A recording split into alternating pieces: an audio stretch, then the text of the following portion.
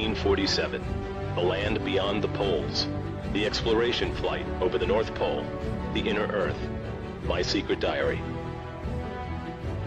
I must write this diary in secrecy and obscurity. It concerns my Arctic flight of the 19th day of February in the year of 1947. There comes a time when the rationality of men must fade into insignificance, and one must accept the inevitability of the truth. I am not at liberty to disclose the following documentation at this writing. Perhaps it shall never see the light of public scrutiny. But I must do my duty and record here for all to read one day. In a world of greed and exploitation of certain of mankind, one can no longer suppress that which is truth. Flight log, Base Camp Arctic. February 19th, 1947. 0600 hours. All preparations are complete for our flight northward, and we are airborne with full fuel tanks at 0610 hours.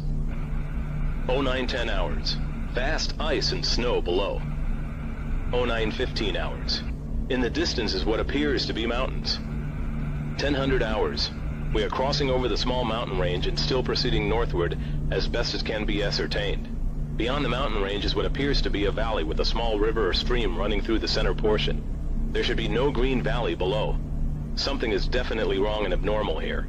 We should be over ice and snow. To the port side are great forests growing on the mountain slopes. Our navigation instruments are still spinning. The gyroscope is oscillating back and forth. 10:05 hours. I alter altitude to 1400 feet and execute a sharp left turn to better examine the valley below. It is green with either moss or a type of tight-knit grass. The light here seems different. I cannot see the sun anymore.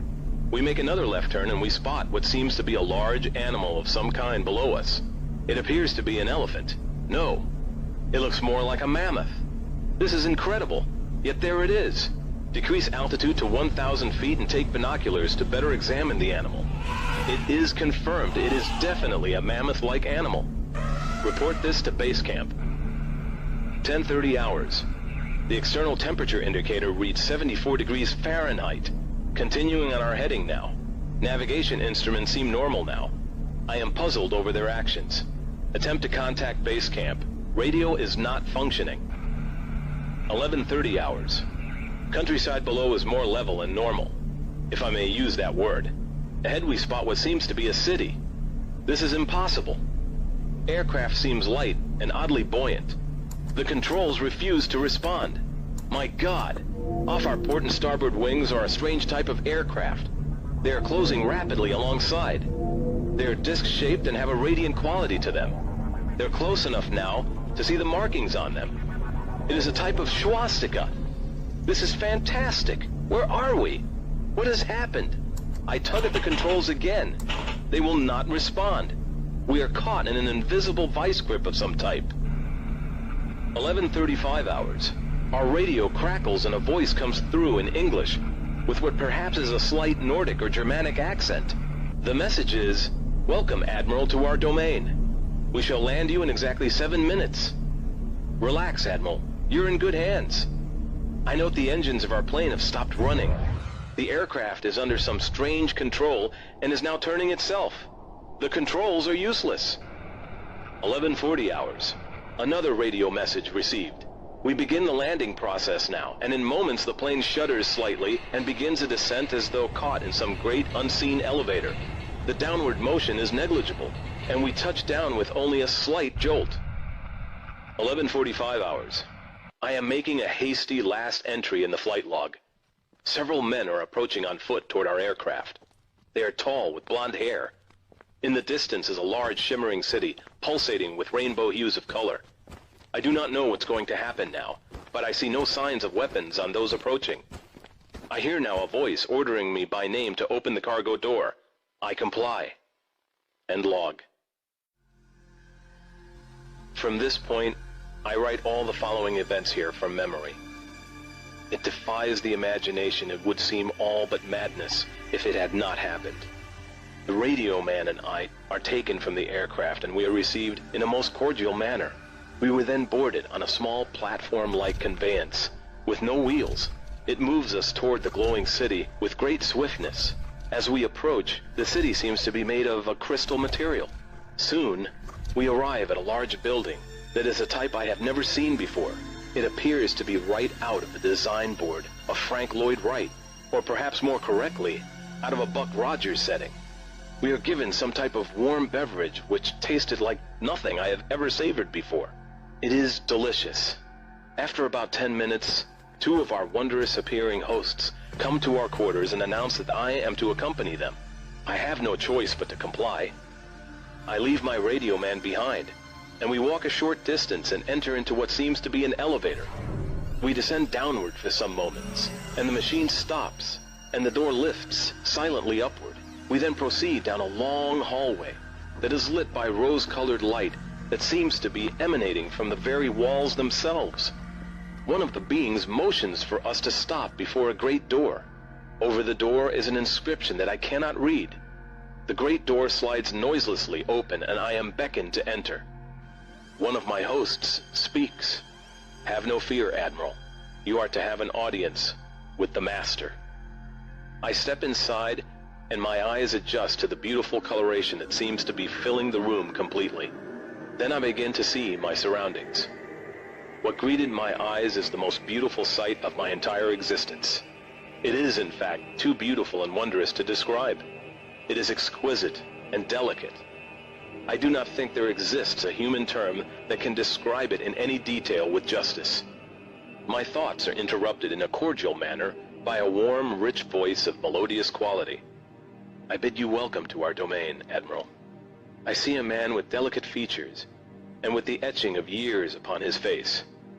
He is seated at a long table. He motions me to sit down in one of the chairs. After I am seated, he places his fingertips together and smiles. He speaks softly again and conveys the following. "We have let you enter here because you are of noble character and well known on the surface world." "Surface world?" I half gasp under my breath. "Yes," the Master replies with a smile. "You are in the domain of the Ariani, the inner world of the Earth. We shall not long delay your mission, and you will be safely escorted back to the surface and for a distance beyond. But now, Admiral, I shall tell you why you have been summoned here. Our interest rightly begins just after your race exploded the first atomic bombs over Hiroshima and Nagasaki, Japan. It was at that alarming time we sent our flying machines, the Flugerods, to your surface world to investigate what your race had done. That is, of course, past history now, my dear Admiral, but I must continue on. You see, we have never interfered before in your race's wars and barbarity, but now we must, for you have learned to tamper with a certain power that is not for man, namely, that of atomic energy. Our emissaries have already delivered messages to the powers of your world, and yet they do not heed. Now you have been chosen to be witness here that our world does exist. You see, our culture and science is many thousands of years beyond your race, Admiral." I interrupted. "But what does this have to do with me, sir?"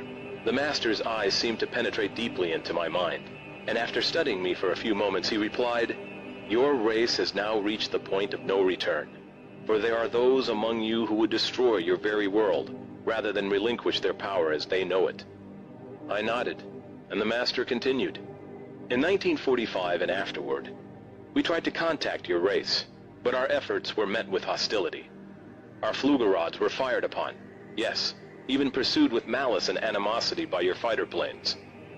So, now I say to you, my son, there is a great storm gathering in your world, a black fury that will not spend itself for many years.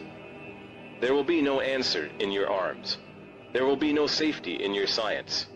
It may rage on until every flower of your culture is trampled, and all human things are leveled in vast chaos. Your recent war was only a prelude of what is yet to come for your race. We here see it more clearly with each hour. Do you say I'm mistaken?" "No," I answer. "It happened once before. The Dark Ages came and they lasted for more than 500 years. "Yes, my son," replied the Master. "The Dark Ages that will come now for your race will cover the earth like a pall. But I believe that some of your race will live through the storm. Beyond that, I cannot say. We see at a great distance a new world stirring from the ruins of your race, seeking its lost and legendary treasures. And they will be here, my son. safe in our keeping. When that time arrives, we shall come forward again to help revive your culture and your race. Perhaps by then, you will have learned the futility of war and its strife. And after that time, certain of your culture and science will be returned for your race to begin anew. You, my son, are to return to the surface world with this message. With these closing words, our meeting seemed at an end. I stood for a moment as in a dream, but yet I knew this was reality, and for some strange reason I bowed slightly, either out of respect or humility. I do not know which. Suddenly I was again aware that the two beautiful hosts who had brought me here were again at my side. "This way, Admiral," motioned one. I turned once more before leaving and looked back toward the master. A gentle smile was etched on his delicate and ancient face. "Farewell, my son," he spoke. Then he gestured with a lovely, slender hand motion of peace, and our meeting was truly ended.